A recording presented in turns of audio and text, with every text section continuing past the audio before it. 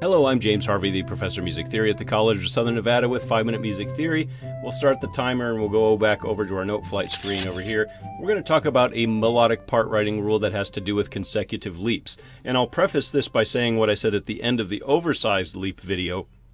You never have to worry about this error if you just never write consecutive leaps. If you do then write consecutive leaps, you need to do it in this way. So I'm going to show you an error first. I'm going to write an E, followed by an A, followed by a D. So we have a leap from the E to the A, which is a perfect fourth, and we have another leap from the A to the D, which is another perfect fourth. This would be considered an error. Consecutive leaps just in itself is not an error, but if you do write consecutive leaps, they need to outline a triad. And what that means is that if I put all three of those notes together, they need to make a triad. And you can't make a triad out of E, A, and D. That's not any of our triad spellings. So a way that we can get around this is to do this and write a C instead of a D. So now we have E, A, C. And if you're good with your triads by now, you know that the root is A, and this is an A minor triad.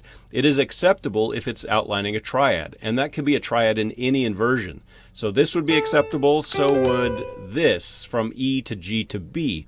As long as you are outlining a triad, and if you take all those notes together as parts of the consecutive leaps and it spells a triad, then it's acceptable. But if it does not, it is unacceptable. So just to quickly summarize this, when you're writing consecutive leaps, and that's consecutive leaps in the same direction, by the way, melodically, they must outline a triad. But again, just to save yourself the heartache, never write consecutive leaps and you never have to worry about it. Thank you.